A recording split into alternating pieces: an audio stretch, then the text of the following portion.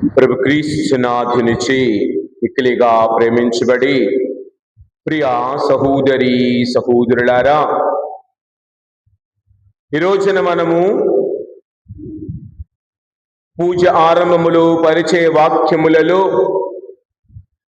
ముగ్గురు వ్యక్తుల యొక్క జీవితాలను ఈ రోజున తల్లి తిరుసభ మన ముందు ఉంచుతూ ఉన్నదని నేర్చుకున్నాం.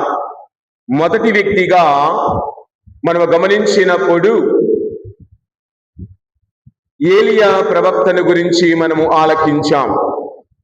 మనము 9వ వచనాన్ని చదివాం మరియు 11వ వచనాన్ని చదువుతూ వెళ్ళాం. మధ్యలో 10వ వచనాన్ని మనము చదవలేదు. ఒక్కసారి ఆ 10వ వచనాన్ని చదివితే మనకు స్పష్టంగా అర్థమవుతుంది ఏలియా యొక్క వ్యక్తిత్వం ఎలాంటిదో.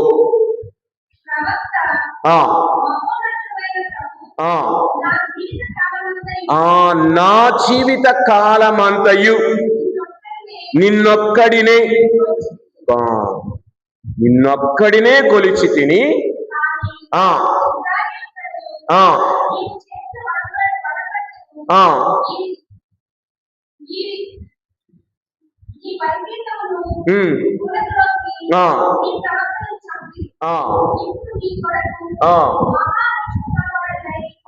మహారోషము గలవాడనై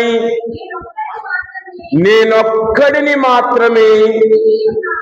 చూడండి ఆయన ఎంత చక్కగా పలుకుతూ ఉన్నాడు.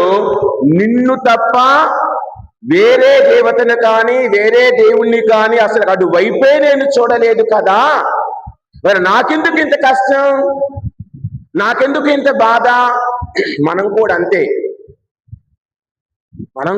నేను గుడికి వెళ్తున్నాను కదా, పూజలో పాల్గొంటున్నాను కదా, మరి దేవుని దగ్గరికి వెళ్తున్నాను కదా, నాకెందుకు ఈ కష్టం? ఎందుకంటే ఈ రోజుల్లో చాలా సంఘాలు చెబుతూ ఉంటాయి, మా సంఘానికి వస్తే సాయంత్రానికి మీకు అన్నీ నొప్పులు పోతాయి, మా సంఘానికి వస్తే మీకు వచ్చే ప్రతి కష్టము ఉండదు. అదే కదా నిజం చెప్పులేసుకునే లోపంటే అబద్ధం ఊరంతా తిరిగి వచ్చింది. ప్రస్తుతం జరుగుతున్నది అదే లోకములో. పుట్టగొడుగుల్లాగా సంఘాలు వస్తూ ఉన్నాయి. గమనించండి, దేవుడు ఎక్కడా బైబిల్ గ్రంథంలో ఎక్కడైనా నన్ను విశ్వసిస్తే నన్ను ఆరాధిస్తే మీకు సుఖాలే అని ఎక్కడా ఆయన పలకల. ఏ గ్రంథములో కూడా ఏ ప్రవక్త కూడా బైబిల్ ఆది కాండము నుండి చివరి వరకు కూడా ఎక్కడా దేవాతి దేవుడు నన్ను విశ్వసించే వారికి, నన్ను నమ్మిన వారికి, నా మీద ఆధారపడిన వారికి మంచి జరుగును అని ఎక్కడా చెప్పల. మంచి జరుగుతుంది, కాకపోతే ఆ మంచి జరిగే సమయంలో కొన్ని కష్టాలు మనకు ఎదురవుతాయి. గమనించండి, ఈ రోజున మొదటి సువార్తలో గమనిస్తే ప్రభువు చెప్పిన పనే శిష్యులు చేశారు. ఏమని చెప్పాడు ఆయన? మీరు పడవనెక్కి నాకంటే ముందుగా ఆవలి తీరానికి వెళ్ళమన్నాడు. అది ప్రభువు చెప్పిన పనే. ప్రభు అన్న మాటే వారు శిరసా వహించారు.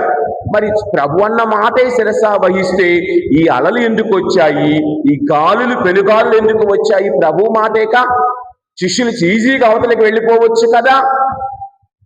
వాళ్ళేమి ప్రభువుకి వ్యతిరేకంగా పని చేయలేదే, ప్రభువుకి వ్యతిరేకంగా మాట్లాడలేదే.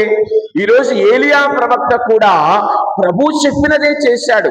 ఆయన 450 మంది బాలు దేవతలను, అన్య దేవతల యొక్క ప్రవక్తలను ఒక్కరోజు సాయంత్రమే చంపగలిగాడంటే అది ఆయన యొక్క స్వంత శక్తి కాదు. అంత గొప్ప ధైర్యవంతుడైనటువంటి ఏలియాయే భయానికి గురయ్యాడు. ఎవరి మాట వలన? ఒక స్త్రీ యొక్క మాట వలన. మనలో కూడా అంతే. పురుషుడి వలన సహజంగా తగాదాలు రావు. సమస్యల్లో నోటితోల ఆడవాళ్ళకే ఎక్కువ. సారీ, నేను ఈ మాట అన్నానని చాలా మంది ఫీల్ అవుతారు. సగానికి ఇంకా అదే పెద్దలు చెబుతారు కదా, ప్రపంచంలో యుద్ధాలు వచ్చింది ఎవరి వలన? స్త్రీల వలనే. రాజ్యాలు కూలింది ఎవరి వలన? స్త్రీల వలనే. ఈ రోజున ఈ ప్రవక్త ఏలియా ప్రవక్త భయపడింది ఎవరి వలన? జెజబేలు రాణి యొక్క మాట వలన. అంతటి గొప్ప ప్రవక్త కూడా ఒక స్త్రీ దెబ్బకి పడిపోయాడు. అందుకే నేను ఇప్పుడు చెప్తాను, నా దగ్గరికి రావాలంటే ఒంటరిగా ఎవ్వరూ రావద్దు. స్త్రీలు ముఖ్యంగా ఒంటరిగా రావద్దమ్మా. మీ భర్తతోనూ, మీ కొడుకుతోనూ, మీ అన్నయ్యతోనూ, మీ చెల్లెలతోనూ, మీ బంధువులతోనూ రావాలి. ఒంటరిగా నా వద్దకు ఎవడు రావద్దు. నేను ఎవరితో మాట్లాడను. ఎందుకంటే తాటి చెట్టు కింద కూర్చొని మనం పాలు తాగినా లోకం ఏమంటుంది? వాడు కళ్ళు తాగుతున్నాడు రా, ఈ ఫాదర్ గారు అన్ని చెప్పే శ్రీరంగ నీతులు రా, ఆయనేమో చేసే పనులన్నీ ఎందుకు మాట అనిపించుకోవటం. కాబట్టి ప్రియ సహోదరి సహోదరులారా, ఒక్కసారి మనం ఈ రోజున గమనించినట్లయితే, అదే ఇందాక చెప్పాను కదా, పడవ చుట్టూ నీరున్నంత వరకు పడవకు ప్రమాదము లేదు. కానీ ఎప్పుడైతే ఆ పడవ చుట్టూ ఉన్న నీరు పడవలోనికి వస్తూ ఉందో అప్పుడు ఆ పడవకు ప్రమాదము. అలాగని మన చుట్టూ అనేకమైన సమస్యలు ఉండవచ్చు, మన చుట్టూ అనేకమైనవి ఉండవచ్చు.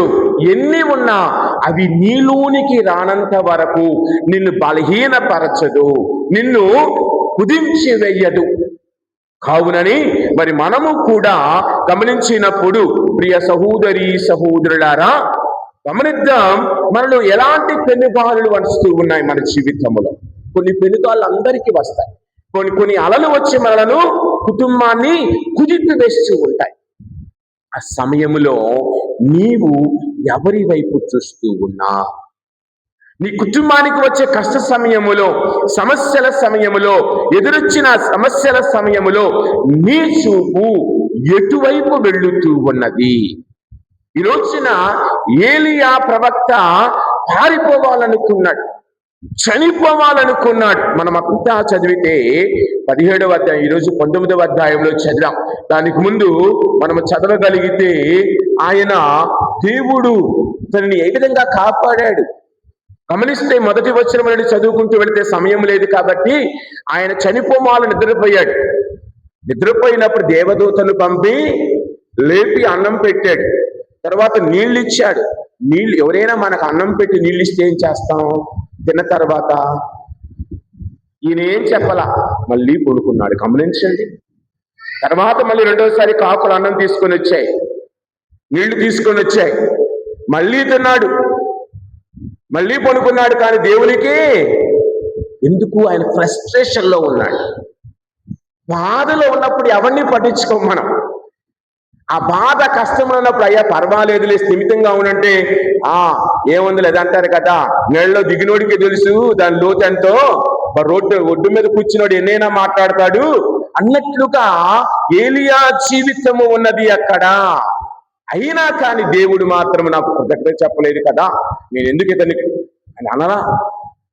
అలాగనే నీవు నేను కూడా నీ కష్టములో, నీ బాధలో, నీ యొక్క సమస్యలలో దేవుని వైపు చూస్తే చాలు. పెద్ద ప్రయత్నం చేయనవసరంలా, ఆయన వైపు తల ఎత్తి చూస్తే చాలు. తల కిందకి ఎప్పుడూ చూడకూడదు. దావీదు కిందకు చూచాడు, తప్పు చేశాడు కదా.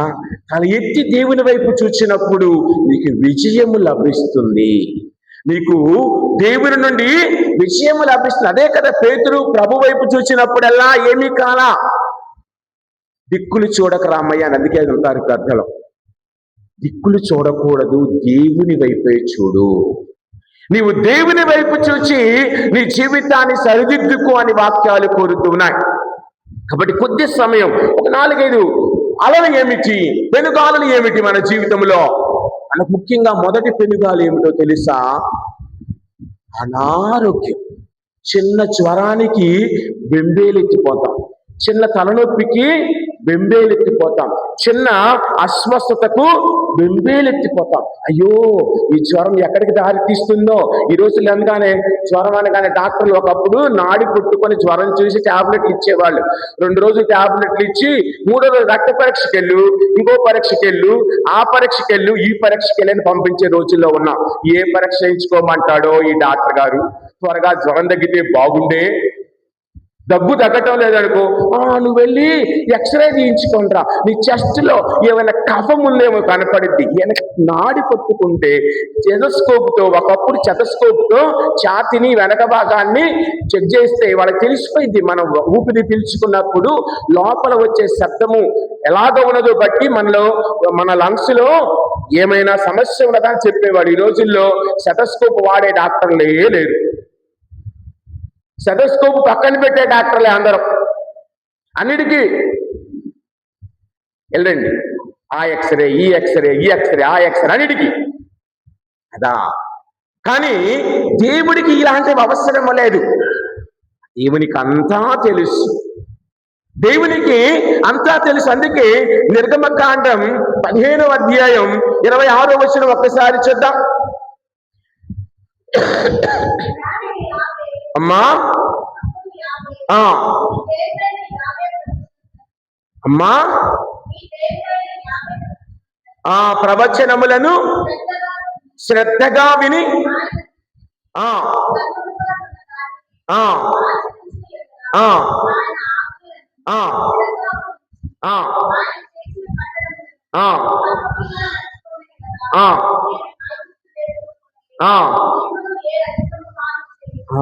ఈ అనారోగ్యము పాలు చేయను. ఆయనతో ఉంటే చాలు, నీకు అనారోగ్యము నీ వాకిటకు రాదు. ఒకవేళ వచ్చినా వెంటనే తగ్గిపోతుంది. ఇక రెండవ ఏమిటి ఇబ్బంది? ఆర్థిక ఇబ్బందులు. ఆర్థిక ఇబ్బందులు అనే పెనుగాలులు మనల్ని భయపెడుతూ ఉంటాయి. ఆర్థిక సమస్యలు, పిల్లలను ఎలాగ చదివించాలి, ఫీజులు ఎలాగ కట్టాలి, అది ఎలాగ చేయాలి, ఇది ఎలాగ చేయాలి. మనకొచ్చే రాబడి ఇంతే, కానీ ఖర్చు మాత్రమే అంటారు కదా. ఆస్తి మూరెడు, ఆశ బారడు అన్నగా ఉన్నది మన జీవితం అని మనం అనుకుంటూ ఉంటాం. కానీ ఫిలిప్పీలకు వ్రాయబడిన లేఖ 4వ అధ్యాయం 19వ వచనం ఒక్కసారి చూద్దాం.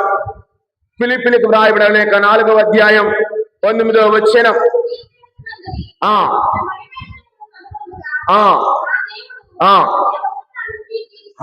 నీ అవసరములన్నింటినీ సమయానుకూలముగా నీ ఏది అవసరమో ఎప్పుడు ఏ విధముగా తీర్చాలో ఆయనకు తెలుసు. కాబట్టి నీవు అనవసరమైనటువంటి డాంబికాలకు, డాబుసరికి, అనవసరమైనటువంటి షోకులకు వెళ్లకుండా ఉన్నదానితో తృప్తిగా బ్రతికితే నువ్వు ఏ అప్పులు చేయనవసరం లేదు. ఎవరి దగ్గరికి వెళ్ళి చెయ్యి చాచనవసరము లేదు. ఆయన నీ యొక్క ప్రతి పనిని సకాలములో దీవిస్తాడు. ఇక మూడవది మనం అనుకుంటాడు, కుటుంబ కలహాలు, బాధలు, ఇబ్బందులు, శాంతి సమాధానం లేకపోవటం కుటుంబంలో. గమనించండి, కొలస్సీలకు వ్రాయబడిన లేక 3వ అధ్యాయం 13వ వచనంలో. కొలస్సీలకు వ్రాయబడిన లేక 3వ అధ్యాయం 13వ వచనం. మనస్తాపము కలిగి ఉన్నచో క్షమించుచు సహించుకొనవలయను, ఒకరి కోసం ఒకరు క్షమించే మనస్సు నీలో ఉండాలి. క్రీస్తు మనందరిని పాపని క్షమించిన విధముగా నీ సహోదరుని కూడా క్షమించే మనస్తత్వం నీకు నాకు ఉండాలని ఈ రోజున మనందరము కూడా ప్రార్థన చేసుకుందాం. కావునని ప్రియ సహోదరి సహోదరులారా, సామెతల గ్రంథం 24వ అధ్యాయం 16వ వచనం చూద్దాం. గమనించండి, అక్కడ జయాపజయాలు, జయము అపజయము లేక జయము కాదు, అపజయాలు, ఓటమిలు మన ముందు ఉన్నప్పుడు రండి, నీవు మంచివాడివైతే ఎన్నిసార్లు అపజయము వచ్చినా, ఎన్నిసార్లు ఓటమి వచ్చినా, ఎన్నిసార్లు నీవు పడిపోయినా రండి. చిన్నపిల్లలు చిన్నప్పుడు వాడు పట్టాడనుకు మనం లేకపోతే ఆడవాడు, వాడు కింద పడితే ఇంట్లో నడుస్తూ నడుస్తూ పరిగెత్తుతూ వాడికి దెబ్బ తగిలి రక్తం వస్తూ ఉన్నా ఆడవాడు. అదే పక్కన ఎవరన్నా చూస్తే చిన్నదానికి కూడా ఏడ్చేస్తాడు. చిన్నదానికి కూడా ఏడుస్తాం. అదే కనుక దేవుడు నీ పక్షాన ఉండయి. అదే ఆయన అంటూ ఉన్నాడు, మంచివాడు ఎన్నిసార్లు పడిపోయినను తిరిగి లేచి మరలా తిరిగి లేచును. కానీ అదండి, నీవు నాశనము కాకూడదని దేవుని ఆశ. నీవు మంచివాడివే కదా, నీ మంచితనముతో దేవుడు నిన్ను లేవనెత్తుతాడు కదా. అపజయాలనేవి సహజం. ఈ సినిమాలో ఒక పాట ఉంది, అపజయాలు కలిగిన చోటే గెలుపు విలుపు వినిపిస్తుంది, ఆశలన్నీ రాలిన చోటే కొత్త చిగురు చిగురిస్తుందని ఆ ఆటోబయోగ్రఫీ సినిమాలో ఆ పాటను పాడుతూ ఉంటారు కదా. అదేననుకుంటా.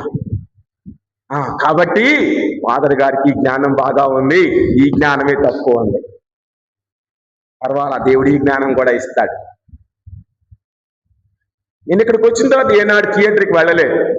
ఆ టీవీ అది రీల్స్ వస్తూ ఉంటాయి కదా, అప్పుడప్పుడు కొంతమంది పెడుతూ ఉంటారు మనలాంటి వాళ్ళు. ఆ రీల్స్ చూసిలో కొన్ని మంది డైలాగులు పెడుతూ ఉంటారు. ముందేమో ఏదో పిక్చర్ పెడతారు, వెనకేమో ఆడియో ఒకటి, వీడియో ఒకటి. దాన్ని బట్టి తెలుసుకోవచ్చు, దీనికి ఇది వాడొచ్చు అన్నమాట, దీనికి ఇది వాడొచ్చు అన్నమాట. కాబట్టి గమనించండి, అపజయాలు వచ్చిన, ఓటములు ఎదురైనా నీవు నేను మాత్రము ప్రభువు వంక చూడకుండా ఉండకూడదు అన్నది ఈ రోజున మనందరాన్ని ప్రభు అడుగుతున్నారు. ఇక కొద్దిగా సమయం ఈ రోజున గమనిద్దాం. కొద్దిగా బైబిల్ గ్రంథములో గమనించినప్పుడు ప్రియ సహోదరి సహోదరులారా, పెనుగాలులు ఎదురైన, కష్టాలు వచ్చిన దేవుని వైపు నుండి ముఖము తిప్పుకోని వ్యక్తులను గురించి కొద్దిగా జానేద్దాం. ఈ రోజున ఏలియా పారిపోతూ ఉన్నాడు చచ్చిపోవాలని, కానీ దేవుడు వెనక్కి పిలిచాడు. అలాగనే 2వ పట్టణంలో పౌలు గారు, అలాగనే సువార్తలో పేతురు గారు, వీరందరూ కూడా లోకం వైపు చూశారు, పడిపోయారు. కానీ లోకములో ఉండి, లోకములో ఉన్న వస్తువులతో ఉన్న, లోకము వైపు చూడకుండా దేవునితో చూచినటువంటి కొంతమంది బిడ్డలను గమనిద్దాం.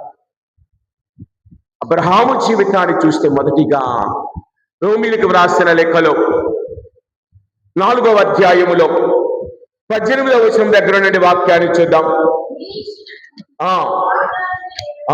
నిరీక్షణకు ఆధారమే లేనప్పుడు అబ్రహాము విశ్వసించెను, నిరీక్షించెను, తండ్రి అయ్యను, ఆకాశం నందలి నక్షత్రముల వలెను ఉండునని చెప్పినప్పుడు నమ్మాడు. ఇక 19వ వచనంలో ఏమంటూ ఉన్నాడు ఆయన?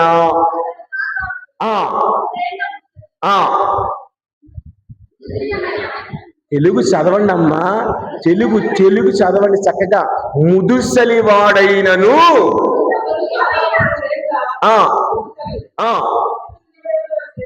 మృత్యు తుల్యమునకు దగ్గరగా ఉన్నటువంటి ఆ శరీరమును బట్టి తలంచుకొని నడువును చాలా గొడ్రాలని తలంచినప్పుడును, చూడండి, తాను 100 సంవత్సరాలు ముసలివాడైనా, తన భార్య 99 సంవత్సరాలు ముసలిదైనా, తాను మాత్రము విశ్వాసాన్ని, దేవుని మీద నమ్మకాన్ని కోల్పోలా. లోకమంతా అంటూ ఉన్నది, నీ భార్య గొడ్రాలు, నీకు పిల్లలు లేరు, నీకు పిల్లలు లేరు. మనలో కూడా అంటే 3వ సంవత్సరం రాగానే పెళ్ళయింది, 2వ సంవత్సరం రాగానే ఏంటి అప్పుడు ఇంకా పిల్లలు లేరా, ఇల్లేదో పోషిస్తున్నట్టు ఇంకప్పుడే పిల్లలు లేరా ఇదొకటి. వీళ్ళకి ఏం పర్లేదు, పెద్దోళ్ళు ఉంటారు, అమ్మమ్మలో, నాయనమ్మలో, పిన్నులు, పెద్దమ్మలో. మాకైతే ఏదో చెప్తా. కాబట్టి ఏమంటున్నది వాక్యం ఇక్కడ? వారిరువురు కూడా మృత్యువుకు దగ్గరగా వెళ్ళిన వయసు వచ్చినా వారు నమ్మకాన్ని కోల్పోలేదు. అనగా లోకములో ఎంతమంది తమను తిట్టుకుంటూ ఉన్నా తమ నమ్మకము దేవుని మీదనే ఉంచాడు అన్ని సంవత్సరాలు. ఇప్పుడు తర్వాత వచ్చిన అనుమానింపలేదు, దృఢపడెను, ఆ నెరవేర్చగలడని అతడికి దృఢమైన నమ్మకము. దేవుడు నాకు ఇచ్చిన వాగ్దానం ఏమిటి?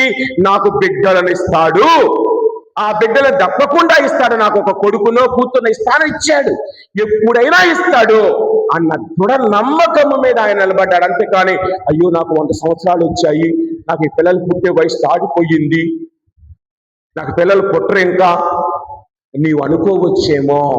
కానీ అబ్రహాము తన దృఢమైన నమ్మకాన్ని దేవుడు, అంటే లోకము మీద నా దృష్టిని, లోకము ఇచ్చే గాలుల వైపు, పెనుగాలుల వైపు, అలల వైపు తన దృష్టిని చూడకుండా దేవుని మీదనే తన దృష్టిని ఉంచాడు. ఇక రెండవ వ్యక్తిని గమనిద్దాం.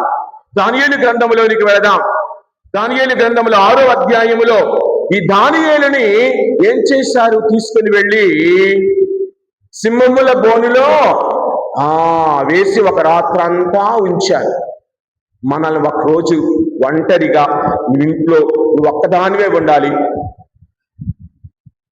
మీ ఇంట్లో అమ్మా నాన్న ఊరెళ్ళారు, మీ తమ్ముడో చెల్లో ఊరెళ్ళింది, నువ్వు ఒక్కదానివే ఉండాలంటే ఉంటామా? సమస్యలు ఇంటికి తాళం వేసి బాబా ఇంటికో పిండింటికో పొరుగోలు ఇంటికి వెళ్ళిపోయి అక్కడ కొనుక్కొని తెల్లారలేసి వస్తాం. అవునా కాదు? ఒక్కరోజు లేదు, ఒక్క నైటు, అది కూడా 9 దాకా 8 దాకా ఎవరో నీ ఇంట్లో ఉన్నారు.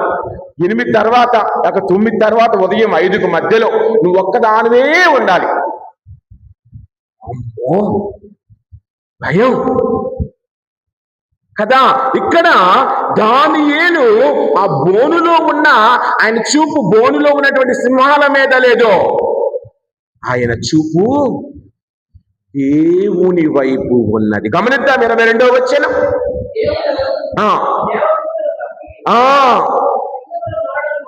మోయించెను కనుక నాకు హాని చేయలేదు. దేవుడు, నీవు ఒంటరిగా ఉన్నావా? నీ ఒంటరిలో నీ ఒంటరివి కాదు, నీకు తోడుగా ఆయన ఎప్పుడూ నీ పక్షాన ఉంచాడు. నీ యొక్క కుడి పక్కన ఆయన ఎప్పుడూ ఉంచాడు. నీ చుట్టూ వైఫై మాదిరిగా దేవుని యొక్క నీడ ఎప్పుడూ ఉంటుంది అన్నది మాలాంటి వాళ్ళకి తెలుసు. ఎందుకు? ఒంటరిగా ఉంటున్నాం కాబట్టి. చుట్టూ సమాధులు, ఫాదర్ గారి ఇల్లు ఒక్కటే ఉంది, ఒక్కడే ఉంటాడు, కానీ భయము లేదు, భయము లేదు. కారణం, నా పక్షమున నీ ఉండగా నాకు విరోధి ఎవ్వడు. నీవు నా పక్షమున ఉండగా, ఒక్కోసారి ఇంట్లో నలుగురు ఉన్నా, ఎవరి గదిలో వాళ్ళున్నా కానీ బయటకు వచ్చే వరకు భయమే. ఇంట్లో 5-6 ఉంటాం, ఎవరి గదిలో వాళ్ళు ఉంటాం, అయినా కానీ భయమే. కానీ దేవుడు నీ పక్షమున ఉన్నాడని నీవు విశ్వసిస్తే కదా. మమ్మీ నేను వస్తున్నా, తలుపుది దయచేసి ఉంచు అని అడిగే వాళ్ళని అంతమంది లేము. కాబట్టి ఈరోజున ఒకసారి గమనిద్దాం. అదే దానియేలు గ్రంథములో 3వ అధ్యాయం దగ్గరికి వెళదాం. అక్కడ షడ్రక్, అలాగనే 2వ వ్యక్తి మెషక్, 3వ వ్యక్తి అబేద్నెగో, వీళ్ళు ముగ్గురు ఎక్కడికి వెళ్ళారు? అగ్నిగుండంలోకి వెళ్ళి హాయిగా నడుస్తూ ఉన్నారు, చక్కగా నడుస్తూ ఉన్నారు. 16వ వచనం చూద్దాం.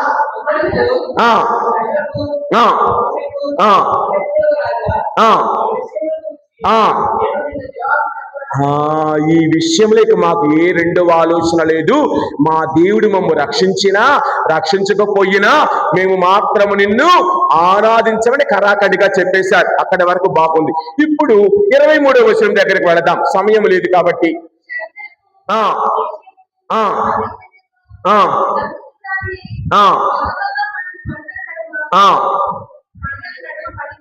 పడవే పడ్డారు, మంటల నడుములోనికి పడవే పడ్డారు. వెంటనే మనమైతే బట్టలు కాలిపోతున్నాయి, ఒళ్ళు కాలిపోతుంది, అయ్యి అది కాలిపోతుంది, అందుకు అక్కడ నిప్పు పెడితే ఏదన్నా కాలుస్తానికి పాతయి ఎన్ని కుప్పేసి కదా, ఏమంటారు, ఆకులు గోకులు మొత్తం కుప్పేసి తగలబెడతా ఉంటే 1-2 అడుగుల దూరంలో ఉంటేనే ఈ చర్మానికి వేడి తగిలితే ఇంకా వెనకపోతాం.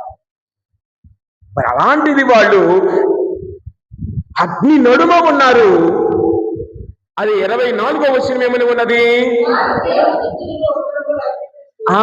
వారు దేవునికి స్తుతులు వందనములు అర్పించుచు మంటల నడుమ నడిచారు. మనమైతే ఎదురుతాం.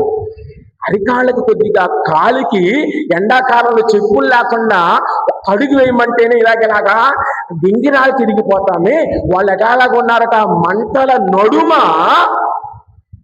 చక్కగా ఊరేగుతూ ఉన్నారు, దేవుని స్తుతిస్తూ ఉన్నారు. మరి నీవు అనగా వారి చూపు మంటల వైపు లేదు, వారి చూపు అగ్ని వైపు లేదు, వారి చూపు దేవుని వైపున ఉన్నది. మరి నీ చూపు, నీ కష్టములో ఎవరి వైపు నీ చూపు ఉన్నది? మా పెద్దమ్మ గారు ఒక మాట అంటే, మీ ట్రైనింగ్ లో ఉన్నప్పుడు మాకు సుపీరియర్ ఫాదర్స్, పెద్ద ఫాదర్ ఉంటాడు, ఇంకొక అడ్మినిస్ట్రేటర్ ఫాదర్ ఉంటాడు, ఇంకొక స్పిరిచువల్ డైరెక్టర్ అంటే ఆధ్యాత్మికంగా నడిపించే ఫాదర్ పెద్ద ఆయన ఒకడు ఉంటాడు. అందరినీ సంతోషపెట్టాలి, ఒక్కడిని సంతోషపెట్టకపోయిన రిపోర్ట్లు ఏదో రాసేస్తారు. ఆ కష్టము కంటే ఇవి గొప్పవా? ఇన్ని సంవత్సరాలు 12-17 సంవత్సరాల ట్రైనింగ్ దాటి వచ్చిన తర్వాత జనాలు ఇలాగ అంటున్నారు, వాళ్ళు ఇలాగ అంటున్నారు, వీళ్ళు ఇలాగ అంటున్నారు, నీకు ఎందుకు ఈ జీవితం? నేను ఆల్రెడీ అన్ని వదిలేసుకొని వచ్చిన తర్వాత ఎవడేమంటే నాకేంటి భయం? ఆయన నమ్ముకొని వచ్చాను కదా, ఆయన నేను విడవడు కదా, కాబట్టి మళ్ళీ భయం ఎందుకులే, ఈ జీవితం ఇంటికి వెళ్ళిపోతే ప్రశాంతంగా బతకొచ్చు.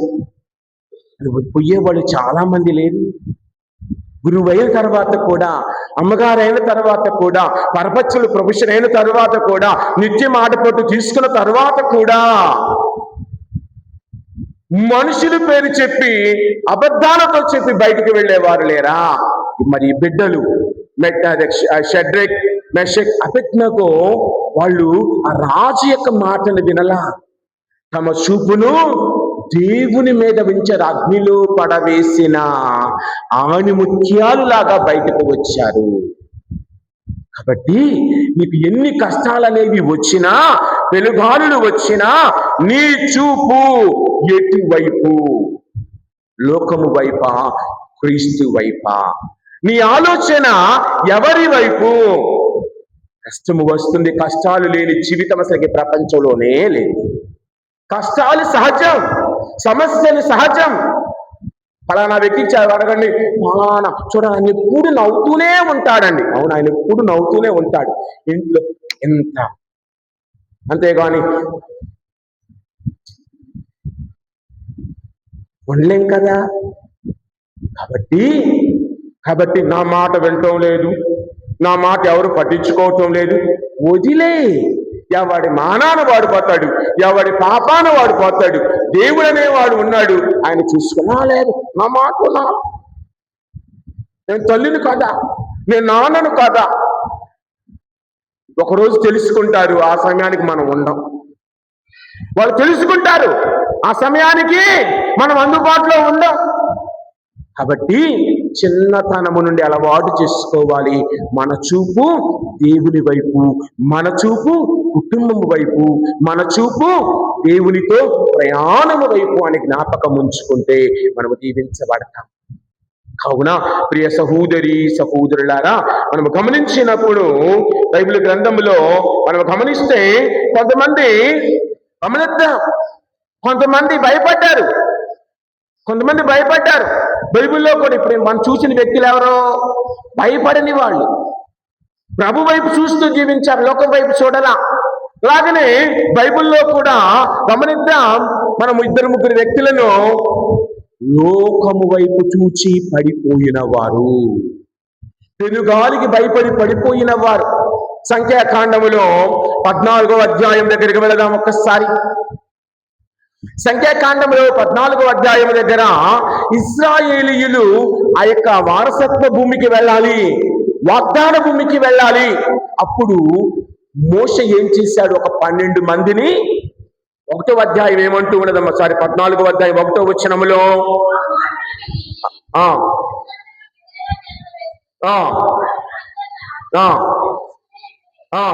నేనంటుంది 14వ అధ్యాయము 1వ వచనమేనమ్మా.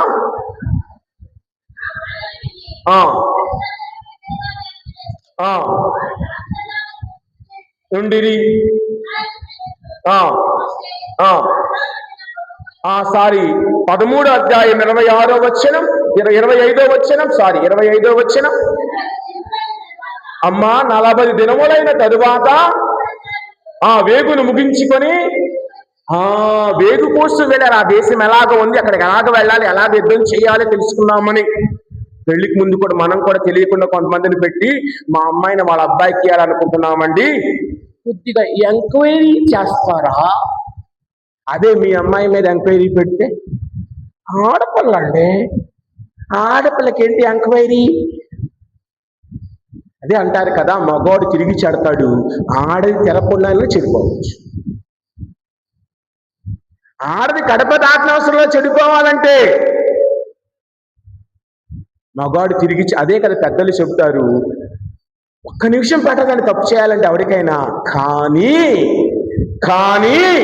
ఇక్కడ గమనిస్తే సంఖ్యాకాండంలో 12 మంది వెళ్ళారు, మిగతా 10 మంది ఒకవైపు ఉంటే 2 ఒకవైపు ఉన్నారు. 10 మంది ఏమంటూ ఉన్నారు? 13వ అధ్యాయములో మనం ఒక్కసారి గమనిస్తే మనము 33వ వచనం దగ్గర 10 మంది అంటూ ఉన్నారు, ఆ దేశంలో రాక్షసు లాంటి మనుషులు ఉన్నారండి. తర్వాత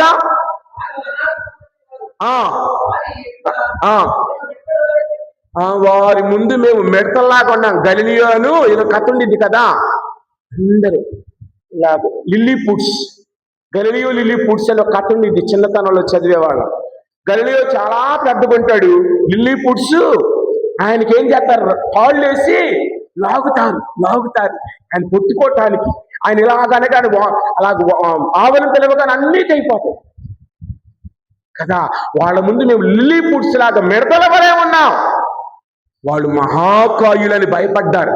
కానీ 2 వ్యక్తులు ఉన్నారండి ఈ బైబిల్ గ్రంథంలో. అదే 14వ అధ్యాయం 6వ వచనం దగ్గరికి వెళితే అక్కడ నూను కుమారుడైనటువంటి యెహోషువ మరియు కాలేబు, వీరిద్దరు ఏమంటూ ఉన్నారు, దేవుడు మన పక్షమున ఉంటే చాలు, మనం ఆ దేశాన్ని జయించగలం, అది మంచి దేశము. వాక్యం చదువుదాం ఇప్పుడు.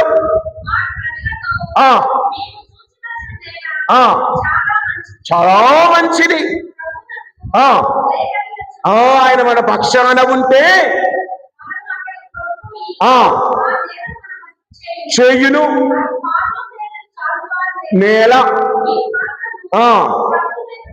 అదండి, ప్రభువుకు వ్యతిరేకంగా తప్పు చేయవద్దు, తర్వాత భయపడవద్దు, అవలీలముగా జయించవచ్చు.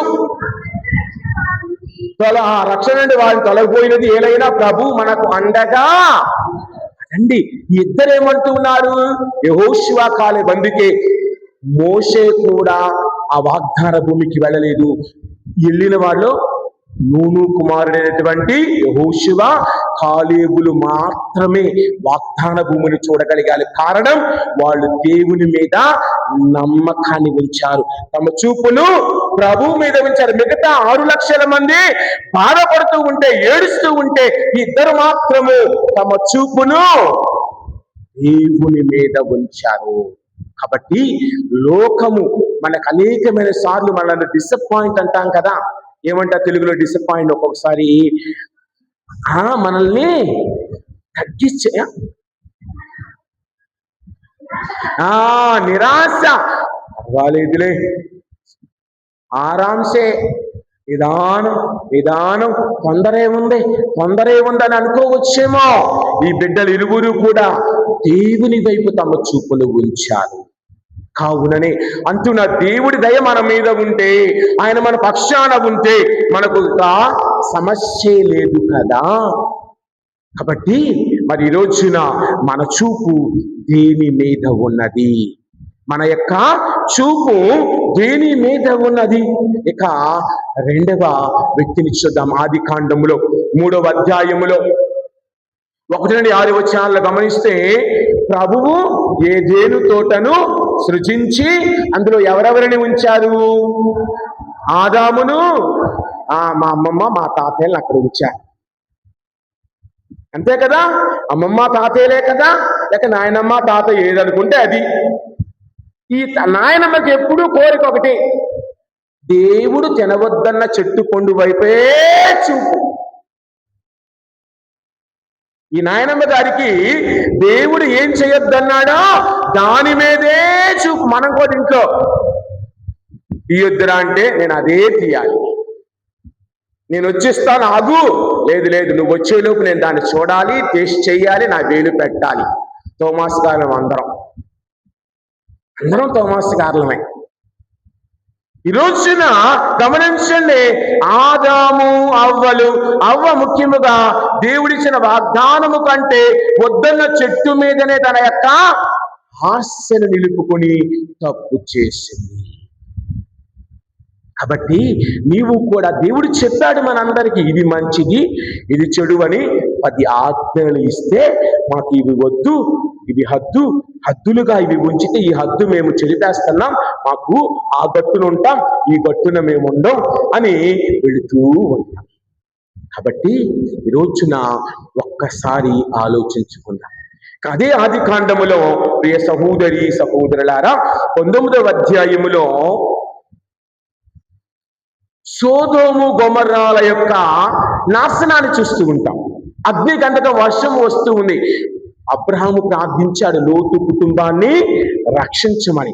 అక్కడికి వచ్చినటువంటి దేవదూతలు వ్యక్తులు అన్నారయ్యా, నీవు నీ 2 కుమార్తెలు నీ భార్య ముందు ఈ ఊరు నుండి బయటకు వెళ్ళిపోండి, వెనుకకు మాత్రము తిరగా చూడవద్దు, వెనుకకు చూడవద్దు, వెనుకకు తిరగవద్దు అన్నారు.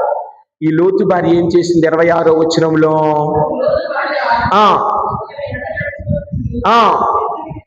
అదండి, మనం కూడా అంతే.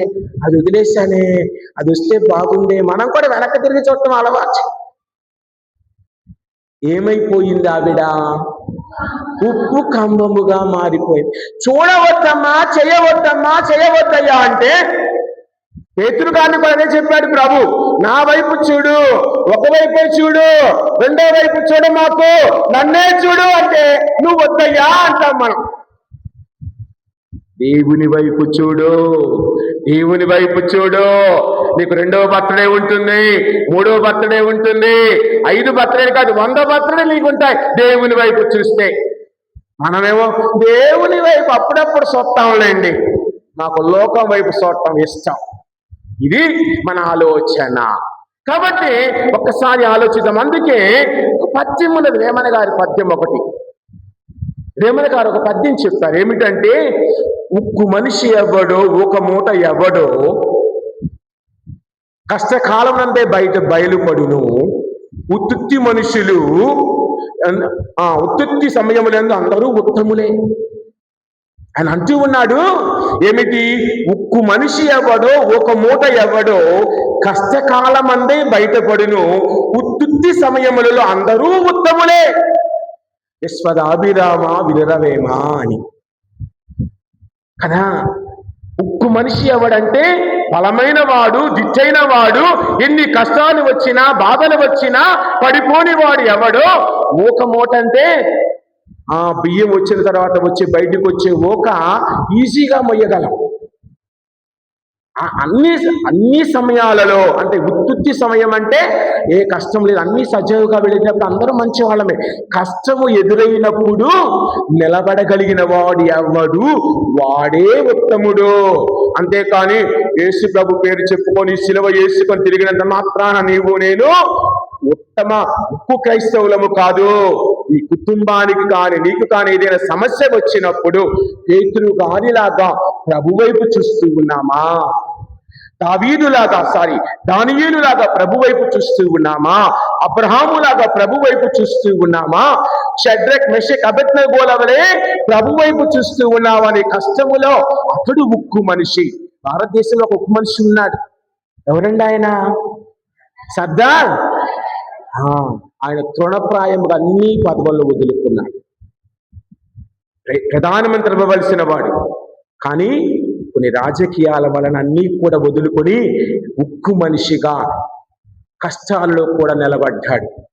మరి నీవు నేను కష్టాలలో బాధలలో పెనుగాలులు తరంగాలు వలె వచ్చి నన్ను తడుతూ ఉన్నా, కొడుతూ ఉన్నా కదలకుండా మెదలకుండా దేవుని మీదనే ఆధారపడే వారిగా నీవు నేను జీవించాలని ప్రభు ఈ రోజున కోరుతూ ఉన్నా. కావున ఆ ప్రభు మీద ఆధారపడదాం.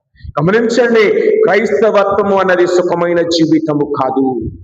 పెనుగాలులు లాంటి సవాళ్లు రావచ్చు, అలల లాంటి సవాళ్లు రావచ్చు. కాబట్టి ఎన్ని సవాళ్లు వచ్చినా రోషము గల ప్రవక్త అయిన ఏలియా మాదిరిగా నిన్నే నమ్ముకున్నానయ్యా అని పాడతాం. నిన్నే నిన్నే నమ్ముకున్నానయ్యా, నన్ను నన్ను విడిపోబోకయ్యా, నువ్వు లేక నేను లేన అని పాట ఉన్నాయి. పాడగా చక్కగా పాడతాం. కానీ కష్టం వచ్చినప్పుడు గుడి మానుకోకుండా, దేవుణ్ణి వదలకుండా ఆయన అంటి పెట్టుకునే మనస్సు దయచేయమని ఈ దివ్యబలిలో అందరం ప్రార్థన చేసుకున్నాం. ఆ దేవాతి దేవుని యొక్క దీవెన మనకు, మన కుటుంబాలకు ఉండాలని ప్రార్థించుకుందాం.